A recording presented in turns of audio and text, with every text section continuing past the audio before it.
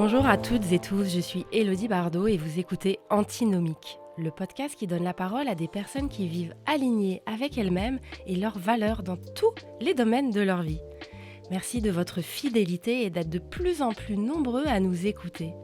Chaque épisode est l'occasion de se créer une parenthèse dans son quotidien, grâce à ces hommes et ces femmes qui nous partagent leur expérience et ont chacun des grandes leçons de vie à nous apporter. Vous découvrirez la complémentarité et l'antinomie de leur yin et yang. Nous allons parler d'épanouissement professionnel, de résilience, d'entrepreneuriat, de mission de vie et de plein potentiel. Un moment à vous offrir pour vous inspirer et vous apporter les clés pour parvenir à l'équilibre.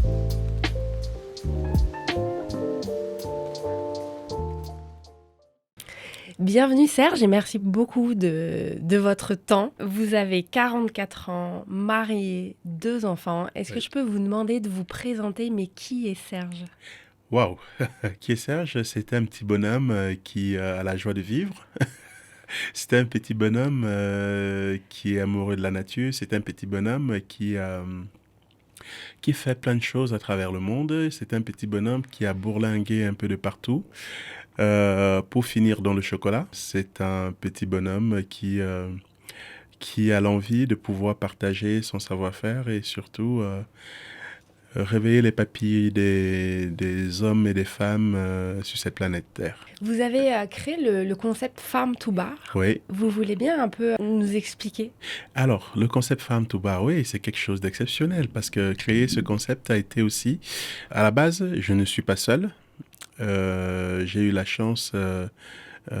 pendant le fait que je bourlinguais un peu de partout dans le monde, d'avoir la chance de rencontrer mon épouse lors d'une mission humanitaire, parce qu'avant, je travaillais pour Médecins sans frontières. Nous nous sommes rencontrés en mission. Et lors de nos échanges, lors de nos réflexions, il était question pour nous de faire quelque chose qui pouvait permettre aux gens de gagner dignement leur vie. Et hormis l'humanitaire qu'on faisait, on avait aussi cette envie de pouvoir non seulement permettre aux gens de pouvoir rester dans... c'est-à-dire apporter vraiment des solutions de viabilité aux gens qui peuvent durer sur le long terme et non pas juste des projets à one shot. Et voilà comment toute cette idée de Farm to Bar commence à naître. Vous l'avez créé en 2016 ? Le Farm to Bar. Oui. Alors, le Farm to Bar, c'est d'abord la plantation, parce que nous avons créé la plantation, on a créé la plantation en 2010, on a fait nos pépinières, et là, on a été entouré par contre de 2 ingénieurs, dont un ingénieur en agronomie et un ingénieur en agroforesterie pour nous accompagner justement dans ce projet. Mon épouse et moi, l'idée de base était de créer une plantation pour faire du développement durable, mais en même temps en mettant l'humain au centre de ce projet. Et réduire aussi le départ des jeunes de leur campagne, parce qu'il faut dire que en Europe, on a des EHPAD, on a tous ces genres de trucs qui existent. En Afrique, on fait 5 enfants, on en perd un, on en perd 2, mais il nous en reste les 3 autres qui vont prendre soin de nous lorsqu'on est vieux. Et nous, lors de plusieurs voyages un peu partout, on s'était dit, oui, si on faisait quelque chose, on ferait dans ce sens-là, mais là où ça a vraiment marqué le point de départ, c'est lorsqu'on était au Cameroun, on était à l'ouest du Cameroun. Il y avait un vieux qui malheureusement était décédé dans sa maison depuis une semaine. Personne ne savait qu'il était mort et son fils était à Douala. Et c'est là où on a dit, il faut vraiment qu'on fasse ça pour ramener les jeunes au village, parce que si on peut mettre en place une structure qui permet aux jeunes de gagner la même chose qu'ils gagnent à Douala, il n'y a pas de raison de fuir le village pour aller rester à Douala. Voilà comment on décide de créer cette première parcelle de terrain. Et bien évidemment, on a eu la chance aussi d'être rejoint par une équipe de 23 personnes au début qui nous ont accompagnés à pouvoir faire ça efficacement. Parce que je peux parler aussi des personnes âgées. Oui, un petit parallèle, parce que des personnes âgées, moi je viens d'une famille d'agriculteurs déjà, parce que avant de toucher au cacaoyer, mes grands-parents dans les années 30 faisaient du tabac pour British Tobacco. Je ne sais pas si vous connaissez. Oui, bien sûr. Après, dans les années 50, ils ont fait du café. Les parents ont fait du café jusque dans les années 80. Et dans les années 80, l'industrie du café ne fonctionnait plus. Ils ont tout arrêté pour et vendre tous les terrains. Donc, il n'y avait plus de terrain dans la famille.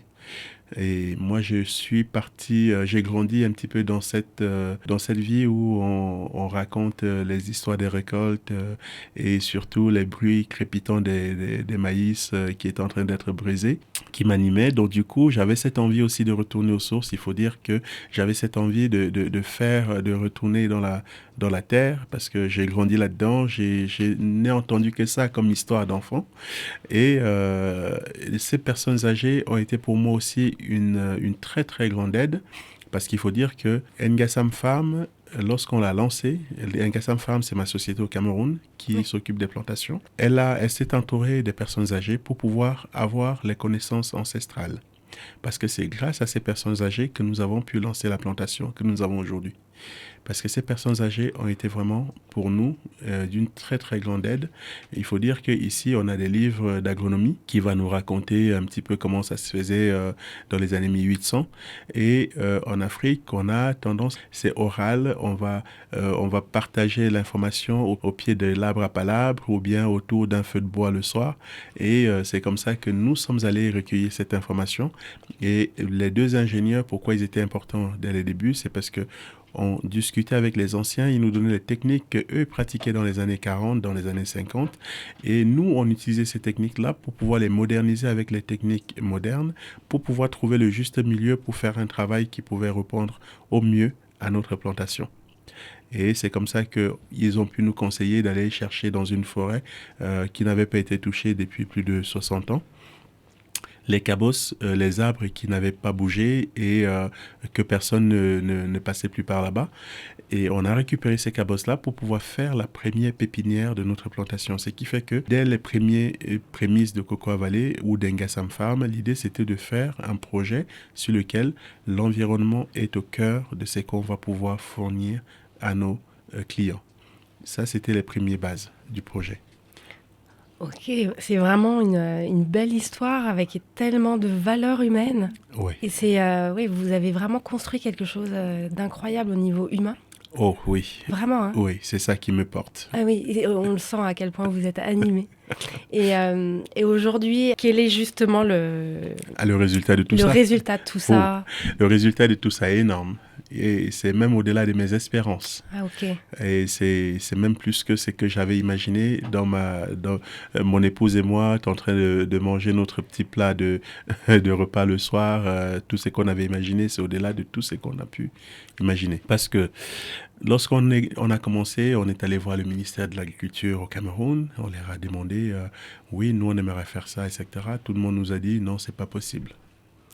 Ok, vous avez eu les mêmes embûches que beaucoup d'entrepreneurs et de porteurs de projets. De porteurs de projets, parce qu'il faut comprendre que c'était innovant. Il y a un mec qui a vécu un peu partout et là, il arrive avec son idée d'OVNI, un mec complètement shooté qui dit ouais, mais moi, je veux faire ça. Écoute, mon gars, ça fait 40 ans que nous on fait comme ça et ça fonctionne. Pourquoi tu veux faire ça? Ton truc n'a pas de sens. Et l'idée de base, nous, c'était de dire, on fait une plantation sans pesticides, sans engrais chimiques, en travaillant qu'avec tout ce que la nature pouvait mettre autour de nous. Parce que grâce au Conseil des personnes âgées, c'est là où on a vraiment puisé la force de pouvoir défendre aussi ce projet dans ce sens-là. Et en 2010? Oui, ça c'était en 2010. C'est fou. Ouais. Et puis, on a lancé cette plantation et finalement, aujourd'hui, c'est devenu... Waouh. Waouh. Voilà. Ok. Est-ce que votre parcours a été facile? Est-ce que la route, elle a été toute tracée pour arriver à ce succès-là? Surtout pas. Surtout pas. C'était... Mon Dieu. Juste à penser, j'ai les larmes qui remontent aux yeux parce que c'était compliqué. Oui. C'était très, très compliqué. Il faut dire que lorsqu'on a lancé cette plantation, on n'avait pas la possibilité d'avoir une banque qui voulait nous suivre en Afrique. Et aucune banque africaine qui voulait nous suivre parce qu'on vivait plus de 6 mois à l'étranger. On a trouvé des moyens, on a fait on a fait des crédits perso, on a fait... c'était compliqué. Et c'est pour ça qu'une fois de plus ici, je vais tirer mon chapeau à mon épouse, parce que sans qui on n'en serait pas là, parce qu'elle était courageuse, très courageuse de me supporter. Parce qu'il faut dire que je suis buté comme mec. Je ne peux que reconnaître ici que j'ai la chance d'avoir une femme ouais, qui malgré tous mes défauts, elle m'a suivi jusque-là parce que pour elle, c'était pas facile. Il faut dire qu'on travaille tous les deux à Genève. Moi, je travaille au bureau international à Genève. Je gagne très bien ma vie. Je suis cadre. Je gagne presque 8000 balles par mois et tout. Mais tout l'argent que je gagne va sur ce projet, va sur la plantation. Tout l'argent qu'elle gagne, la moitié va sur la plantation. On mange les pâtes tous les jours pour pouvoir faire tourner cette plantation. Et malgré tout, elle y croit. Elle m'accompagne. C'est là où c'est fort. C'est pour ça que j'ai dit à tout chef d'entreprise d'avoir, s'il a ça, je pense qu'il va réussir. Je pense que c'est ça plutôt mon schéma. C'est ça qui a tracé peut-être mon schéma. Je suis pas très sûr. Mais bon, il faut dire que grâce à ça, on avait rencontré des entreprises parce qu'on n'a pas fait les choses non plus n'importe comment. Parce qu'au départ, on est allé voir les grandes industries. On les a dit, vous êtes tous en train de dire que le cacao, il n'y aura plus de cacao en 2020, il n'y aura plus de cacao en 2030, c'est la pénurie du cacao, etc. Mais et si on faisait un cacao qui répondait à un éthique, à quelque chose? Ah oui, parce que nous, on aimerait un cacao qui est bio, qui est rainforest, qui est fair for trade, etc. Je dis, et si nous, on pouvait vous apporter ça, si on pouvait vous faire ça, nous, on vous achète le kilo à 4 euros.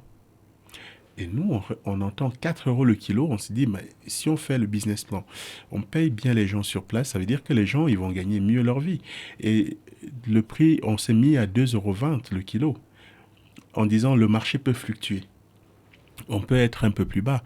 Et si on est plus bas avec ce prix-là, ça permettra quand même aux gens de pouvoir gagner leur vie sur place. On ne prétérite pas les gens, on ne met pas les gens dans une bonne condition et demain, on change de condition.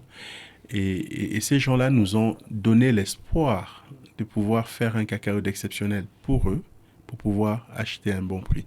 Mais par contre, la douche froide, quand vous avez mis toutes les économies, et quand vous avez tout mis dedans, et le jour J, 5 ans après, vous faites la récolte, vous arrivez devant ces gens-là, ils vous disent, mais au fait, moi je ne peux pas t'acheter le cacao en direct. Je dis, mais il y a 4 ans en arrière, tu m'as confirmé que c'était possible. Oui, mais moi je peux pas. Au fait, c'est pas moi qui l'achète. Il faut que tu passes par quelqu'un qui est basé à Londres, qui achète pour nous. Et la personne de Londres, quand tu l'appelles, il t'envoie à ce marché. En fait, ça dépend de la bourse. Du coup, eux ne veulent pas t'acheter le cacao en direct parce que il y a tout un circuit qui va permettre justement au produit qui va arriver ici pour que ce soit à un certain prix. Moi, je me suis dit, bien, pourquoi pas? Je vais appeler toutes ces personnes. Oui, mais il faut que tu passes par le gars qui est en Côte d'Ivoire. Oui, mais pourquoi je passe par le gars qui est en Côte d'Ivoire? Pourtant, j'étais en ligne.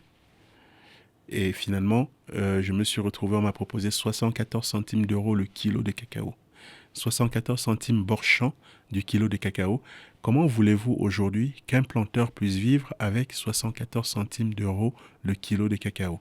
Il faut dire que pour planter un hectare de cacaoyer, il y a chaque année, vous dépensez en moyenne, je dis bien en moyenne, entre 2000 et 2700 francs, 700 euros l'hectare juste pour défricher, arracher les herbes, tailler les gourmands, etc. Et là, on n'a pas compté le salaire des hommes. On a compté juste le travail que vous allez payer pour faire. Et maintenant, si vous comptez les salaires des hommes, on est environ à 3200 euros le travail sur la plantation. 3200 euros. Et la personne t'achète le kilo de cacao à 74 centimes d'euros Borchamp. Et le même kilo de cacao, attention, elle fait 100 km, elle prend 70 centimes d'euros. Elle arrive au port, elle prend 50 centimes d'euros.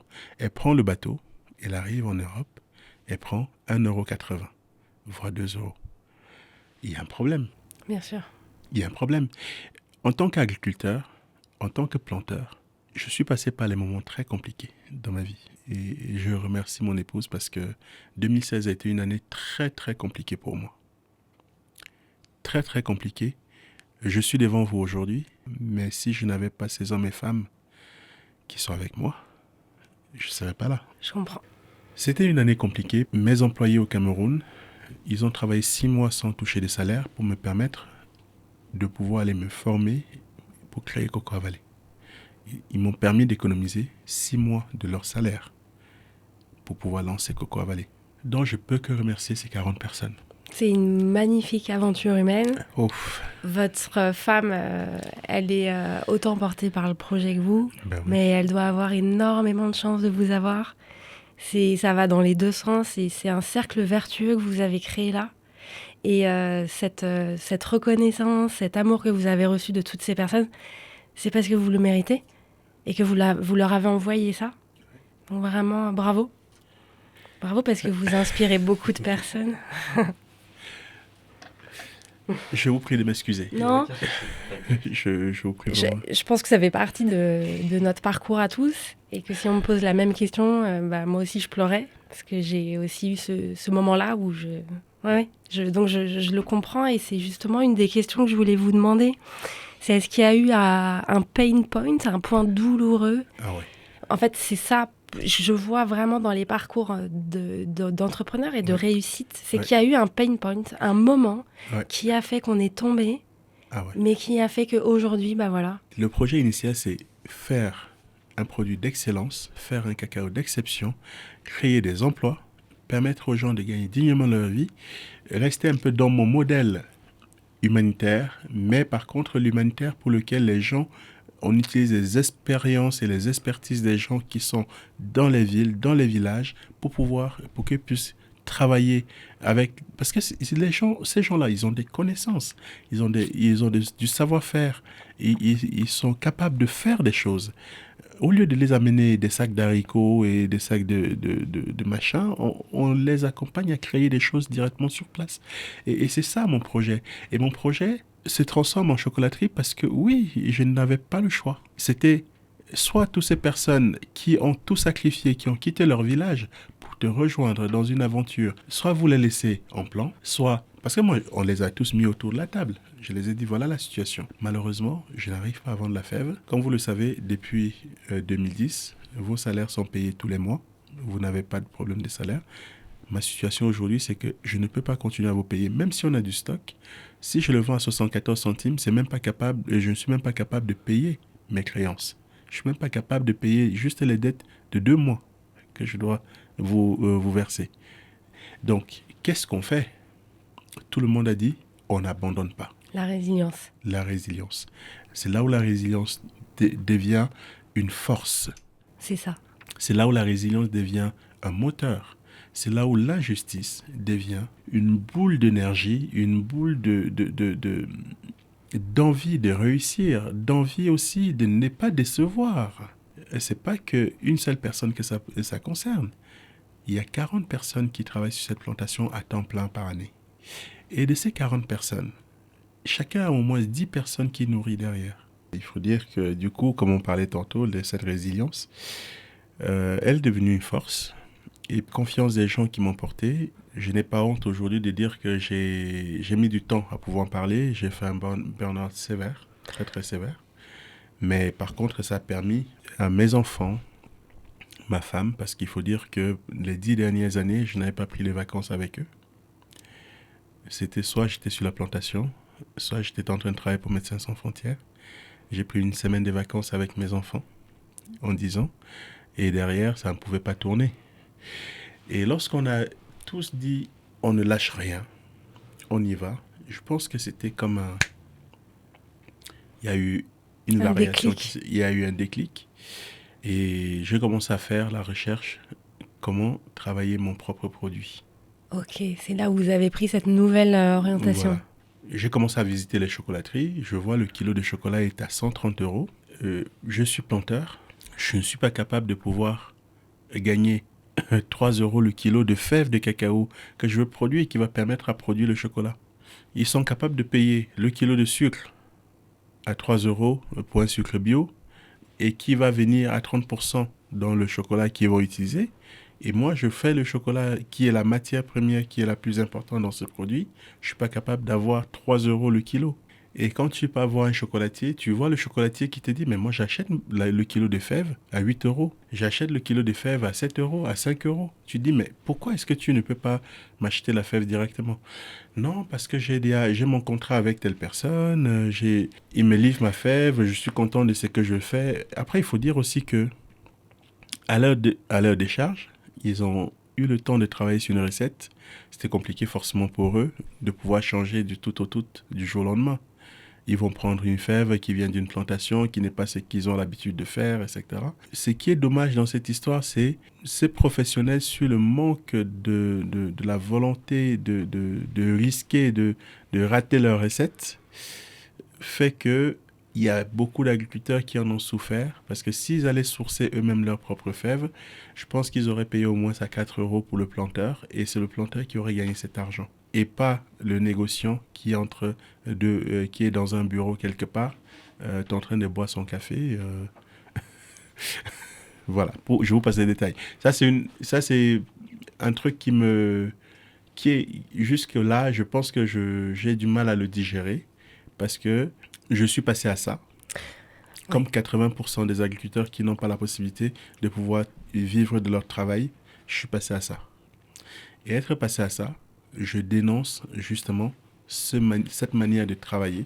Je dénonce vraiment, mais avec vigueur, parce que les hommes et les femmes, ils se lèvent tous les jours à 4 heures du matin. Le produit à marge ne peut pas être juste celui qui va servir l'intérêt de l'actionnaire principal. Du coup, comment vous avez réussi justement à... À changer. C'est ça. Comment j'ai réussi à changer cette partie-là? J'ai réussi à changer en commençant dans ma cuisine. J'ai commencé à apprendre à travailler le chocolat dans ma cuisine, chez moi, Et puis mes voisins sont devenus mes cobayes. Génial. J'ai commencé avec le four de la maison, avec un Thermomix et un rouleau à pâtisserie et puis avec un sèche-cheveux. D'accord. Voilà comment j'ai commencé. J'ai commencé ça dans ma cuisine à la maison et lorsque j'ai commencé à essayer, je torréfiais la fève de cacao au four et après je le concassais avec le rouleau à pâtisserie. J'utilisais le sèche-cheveux pour enlever la peau et après je le mettais dans le blender pour pouvoir le broyer pour obtenir ce qu'on appelle la masse de cacao. Mhm. Et je n'avais jamais fait avant. Après je suis allé me former pour pouvoir le faire. Il faut dire que derrière cette adversité aussi, c'est aussi la passion, l'envie de réussir et l'envie de pouvoir... Et le fait d'être aussi autodidacte. Parce que je me qualifie plus autodidacte, parce que toutes les recettes que j'ai créées, il a été créé que pour le bon sens et pour la bienveillance de ce que moi je peux consommer. Et que lorsque je consomme, j'ai des yeux qui pétillent. Et que quand je vois mes clients le consommer, aussi, ils ont les yeux qui pétillent. Donc du coup, je suis parti de là pour pouvoir commencer dans ma cuisine. Je fournis à mes voisins, surtout l'un de mes voisins le plus proche, qui adore le chocolat. et à chaque fois qu'il... Ah oui, c'est bon ça, c'est bon ça. Je dis, oui, mais c'est bon, mais c'est quoi le défaut vraiment que tu trouves? Il me dit, non, il n'y a pas de défaut, le produit. Moi, je goûte le produit. Étant agriculteur, lorsque je fermente mes fèves, je sais le goût que ça a. Et derrière, lorsque je le torréfie au four, je vois aussi le goût que ça a. Du coup, tout le monde le trouve exceptionnel. Après, on a fait une réunion des voisins où on a fait déguster. Les voisins ont trouvé ça juste exceptionnel. Je me suis dit, bon, ok, si tous les voisins, ils sont quand même 15 à dire que c'est exceptionnel, il y a un truc. Il dit, bon, je vais quand même sortir de là pour aller voir un peu ce que les autres en pensent un peu plus loin. Parce que peut-être c'est parce qu'à la fête des voisins, comme je cuisine toujours bien le poulet, donc tout le monde a envie de garder le petit poulet qu'ils vont avoir à la fête des voisins prochains. Donc du coup, je me suis dit, je vais aller essayer plus loin. Et je suis allé du côté de Genève pour faire goûter aux copains avec qui j'avais travaillé dans l'humanitaire à l'époque. J'ai fait goûter un peu à l'aveugle à tout le monde. Tout le monde a dit, mais c'est quel chocolatier qui fait ça? C'est quoi ces grands crus, etc. Je dis, ok. J'ai fait goûter à des copains je suis allé en salle de pause. Hein. J'allais vraiment au kilo pour voir ce que les gens... Parce que je pense que j'avais envie aussi, avant de me lancer, de comprendre aussi quel était le palais des gens. Et les gens, à chaque fois, trouvaient ça exceptionnel. Les gens, à chaque fois, trouvaient c'était un produit unique. C'était pas de la même manière de fabriquer qu'on a sur le marché. Et même moi, je le trouvais avec des petits grumeaux à l'intérieur, on avait des petits morceaux, il y avait de l'imperfection, etc. Après, je me suis dit, c'est peut-être parce que ce sont des gens avec qui on a bossé parfois sur les terrains quelque part. J'ai demandé à un ami qui lançait un film qui s'appelle Une affaire des mini-jupes avec la RTS à Genève. Il avait 500 personnes qui venaient à cette soirée-là et 500 personnes à qui on a fait déguster ce produit. Et on est passé d'un soir du 1er décembre 2017 avec, j'avais un compte Facebook avec 3 personnes dessus, dont mon petit frère, ma belle-sœur Oui. et mon cousin, à 300 personnes qui voulaient acheter le chocolat. Et c'était fait dans la cuisine, dans un robot-coupe. Je leur ai demandé, mais pourquoi vous cherchez ce chocolat, mais qu'est-ce qu'il a de différent?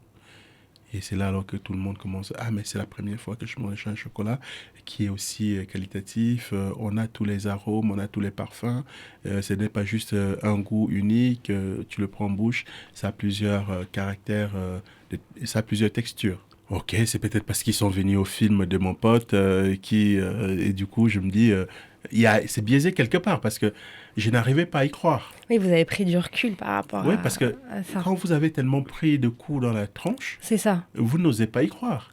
Vous vous dites, c'est pas possible. Il y a un lot quelque part. Oui, le moment où on bascule dans la réussite, dans le succès, ça nous... Oui, on comprend pas. On comprend pas. Non.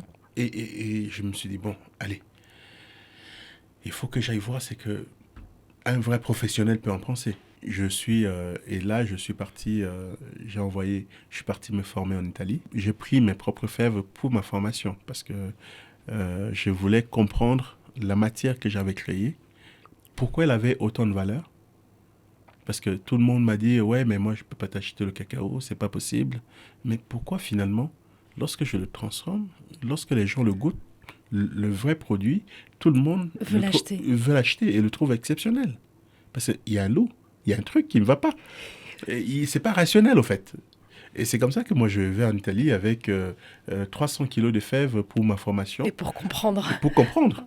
Et là, j'arrive à l'école de formation, je commence à parler. Oui, mais nous, ici, on fait que du chocolat, etc.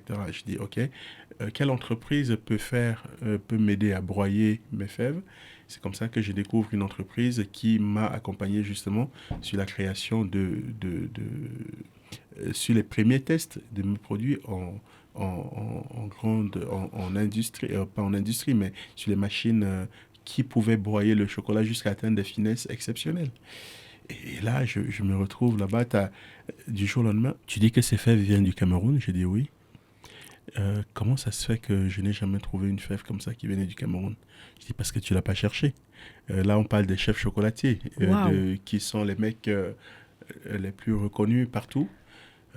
Ouais, d'accord. Mais tu fais ça comment? Comment tu fais la fermentation? Parce que on a les notes de banane, on a les notes de mangue, on a les notes de tous les différents saveurs. On est là sur vraiment un grand cru. Et du jour au lendemain, au lieu que l'école s'accentue sur la formation des élèves qu'ils avaient, tout le monde est du coup revenu sur ce que j'étais venu faire. Pendant 15 jours, du coup, le débat était que sur les fèves qui venaient de la plantation. Et là, quand j'appelle mes gars à la plantation, je dis, les gars, on a un truc là. Vous vous rendez compte, c'est qu'on a réussi à construire? Parce que là, aujourd'hui, on a les chefs les plus reconnus qui sont en train de parler de ce produit comme d'un produit exceptionnel. Ils trouvent le tanin dedans, ils trouvent l'astringent, ils trouvent tout.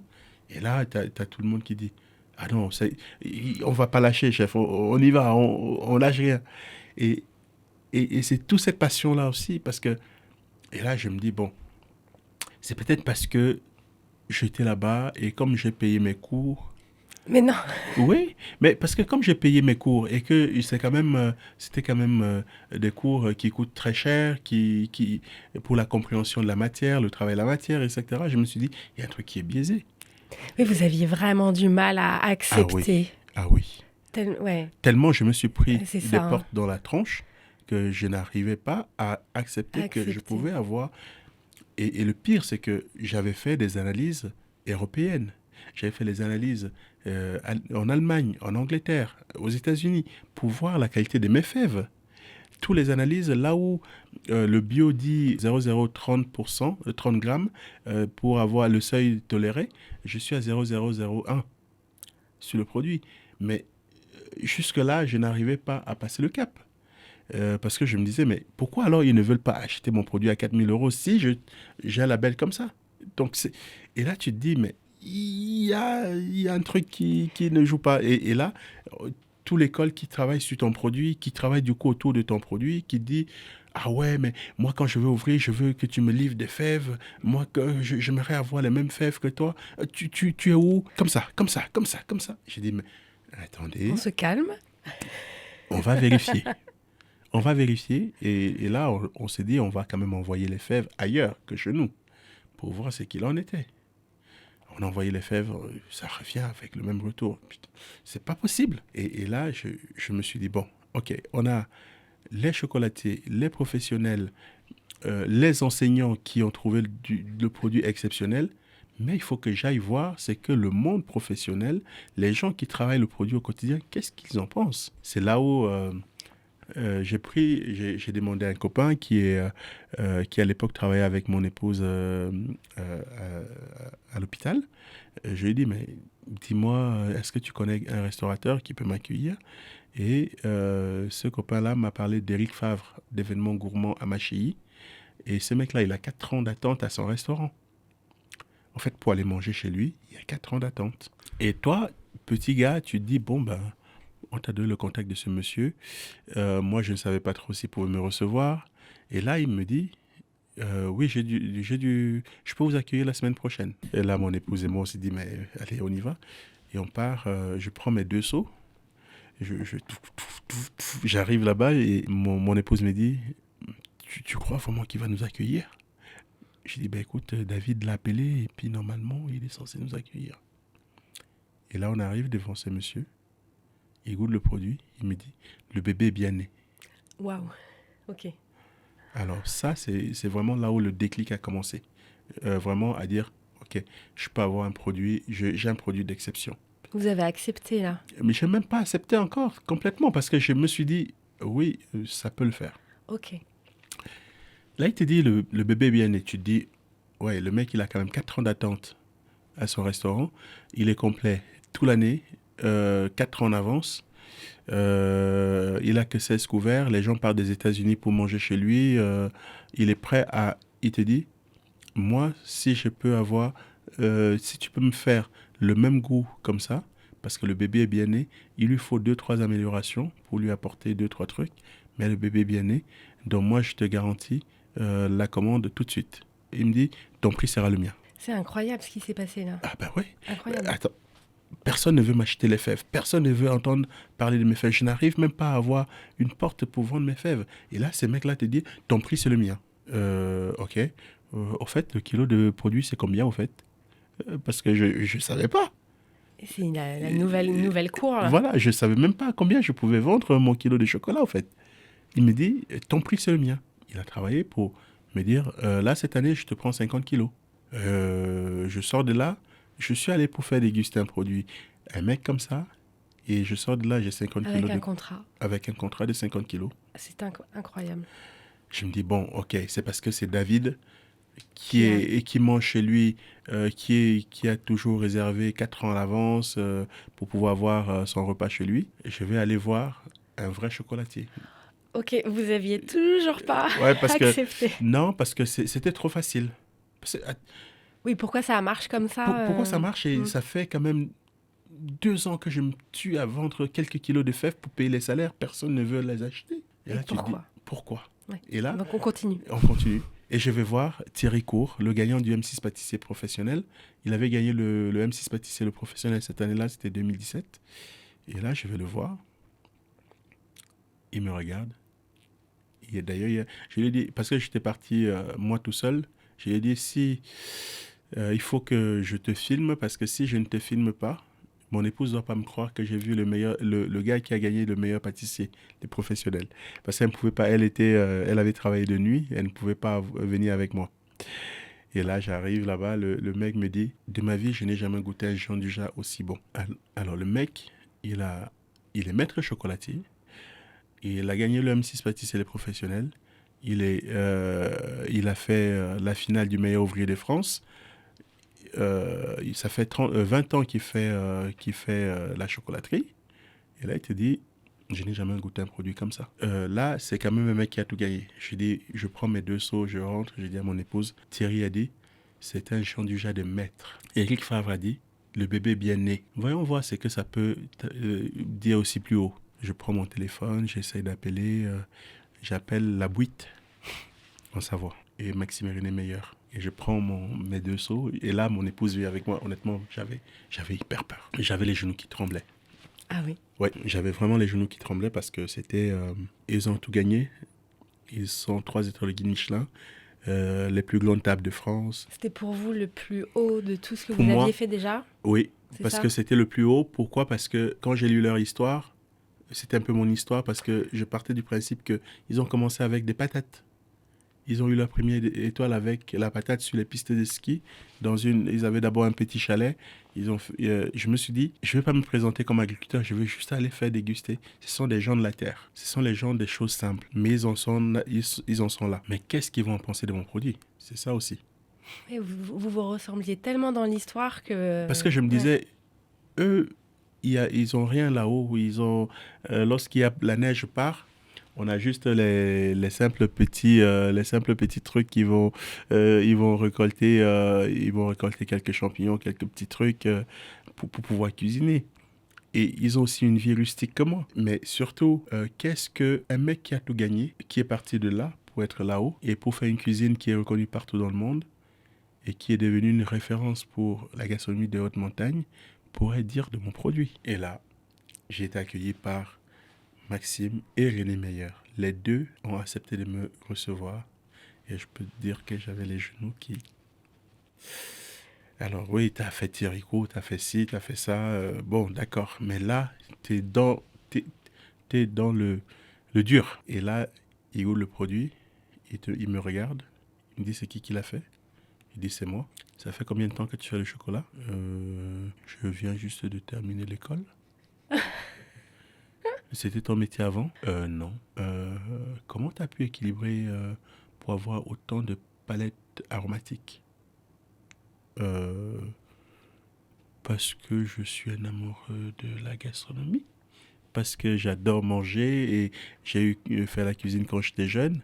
Parce que mon métier, j'ai commencé comme tous les jeunes par la cuisine. Et là, il me dit, mais comment ça se fait que on goûte ton produit? Non seulement on a la texture, mais on a la possibilité, on a 60 000 possibilités de travail avec ton produit. Honnêtement, je ne savais pas quoi répondre.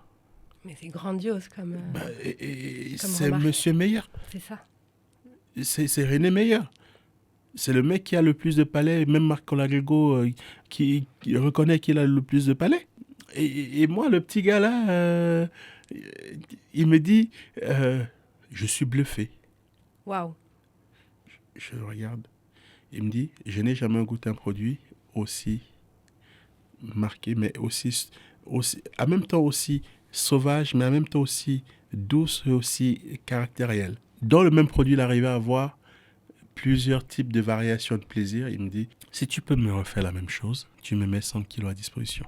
Je veux la même chose. Alors, comment vous dire? Je n'avais qu'un Thermomix, je n'avais qu'un rouleau à pâtisserie. Il me commande 100 kilos et quand j'arrive à bien produire, je produis en 48 heures 2 kilos 500.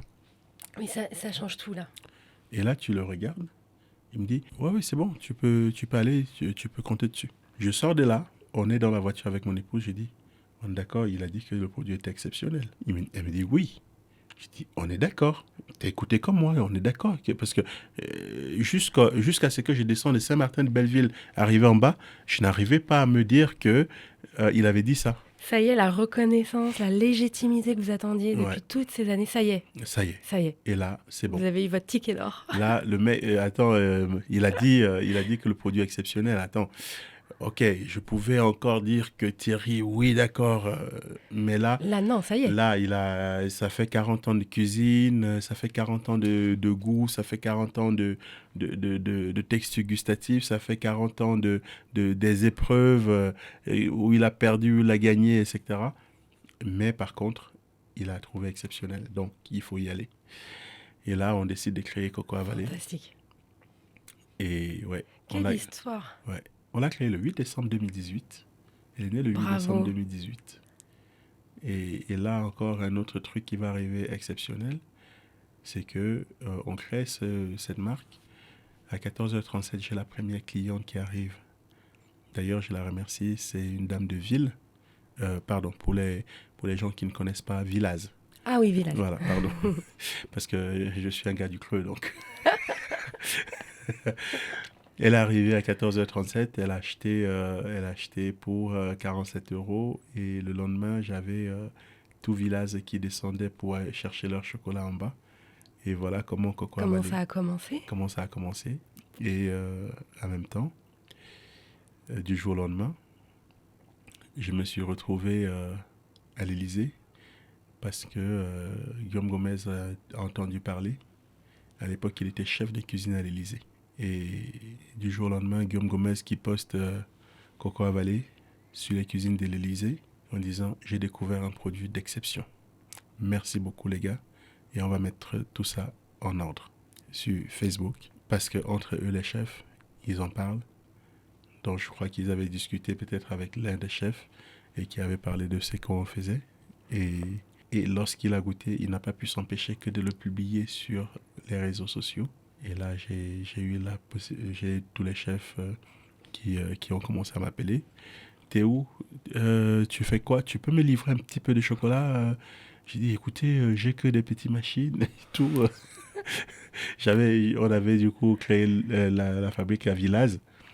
Parce que dans l'idée de base, c'était de pouvoir rester à Villaz pour pouvoir avoir la possibilité d'amener les enfants à l'école. Moi, en fait, le rêve que moi j'ai caressé lorsque je suis sorti de ma problématique, c'était de me dire, j'amène mes enfants à l'école le matin, je viens les chercher à midi, je mange avec eux, je les ramène l'après-midi et je vais les chercher, on va à la chocolaterie, on fait le 4 heures. Parce que je partais du principe que ça devait commencer tout doucement. Oui, et puis avoir cet équilibre de vie. Voilà. Mais finalement, je me suis retrouvé en moins de 3 semaines. Je les ai amenés une fois à l'école. Hein. Mais aujourd'hui, j'ai la chance quand même parce que avec toute mon équipe en place, j'arrive à les amener souvent le matin à l'école. Donc ça j'ai tenu mon engagement et je suis très fier de ça. Et donc, ouais, Coco à Vallée est parti comme ça. Et Guillaume Gomez, après du jour au lendemain, tu as Yohan Comte qui arrive. Yohan Comte arrive 6 mois après le lancement de Coco à Vallée. Et quand Yohan Comte arrive, il décide de changer complètement sa carte dans son restaurant pour mettre que du Coco à Vallée. C'est incroyable. Quelle référence. Tu as les 13 hommes, tu as Laurent Petit, tu as Vincent Félix. Et c'est tous ces chefs-là. Tu as l'Ambroisie à Paris. Marc Olagrego, à l'époque, il n'était pas encore élu meilleur cuisinier du monde. Et puis, il a mis le chocolat Coco à Vallée à la carte et du jour au lendemain, je me suis retrouvé propulsé dans un monde où j'étais juste un planteur. Je suis juste un amoureux de goût, je suis juste un passionné de mon métier. Et c'est ça qui a fait aussi. Et je crois que... Et c'est aussi cette force à dire aux chefs, les gars, vous voulez un produit? Venez avec moi, on le construit ensemble, on construit une identité qui vous ressemble. Parce que c'est bien beau de vous vendre le chocolat. Mais si je vous vends ce que moi, je fais pour moi, c'est exceptionnel. Mais vous, c'est quoi l'exceptionnel pour vous? Et c'est dessus que tous les chefs ont. Et du coup, quand j'ai eu la chance aussi d'avoir Yohan Comte qui passe toute une journée avec moi à l'atelier pour qu'on crée son chocolat, et derrière, t'as Max Martin, son chef pâtissier, qui vient à la plantation parce qu'il veut aller au fond des choses. Et dès qu'il rentre, il gagne le Goemio 2020 avec le chocolat qu'il a créé, Retour de la plantation. Il a créé un dessert pour ça. Donc c'est tout ça aussi, Cocoa Valley. Et c'est une fierté parce que c'était pas facile. Pour conclure, merci beaucoup. C'est une magnifique histoire, mais de passion et d'amour, on le sent. Ouais. Juste une petite chose qu'on dit, c'est que pour donner ce que vous faites, il faut aussi apprendre à recevoir. Ouais. Et vous le méritez amplement. Donc, merci vraiment pour ce que vous faites. Vous inspirez beaucoup de personnes et il y a des petits jeunes qui vont venir vous voir, les genoux tremblants à leur tour. Et c'est fantastique. Donc, merci. C'est moi qui vous remercie de tout cœur. Merci de m'avoir accueilli. Je vous remercie infiniment d'avoir écouté cet épisode et j'espère que vous avez eu autant de plaisir que moi à découvrir l'histoire de notre invité. Pour toutes les infos sur ce podcast et cet épisode, ça se passe sur le site méthode-cohérence.com. Aussi, si vous souhaitez me proposer des nouveaux invités qui ont des histoires inspirantes, n'hésitez pas à le faire directement sur LinkedIn ou Instagram sur mon compte Élodie Bardot. N'hésitez surtout pas à mettre des commentaires, de partager Antinomique à vos proches, d'en parler autour de vous. C'est comme cela et grâce à vous que Antinomique durera encore très longtemps. Je vous dis à très vite pour le prochain épisode que j'ai hâte de vous partager. Mais d'ici là, je vous souhaite une très belle journée lumineuse et inspirante. Retrouvez-nous également sur toutes les plateformes habituelles des podcasts. Et un grand merci à Cyril Marie de Inspire Studio et son équipe qui coproduisent ce podcast avec moi.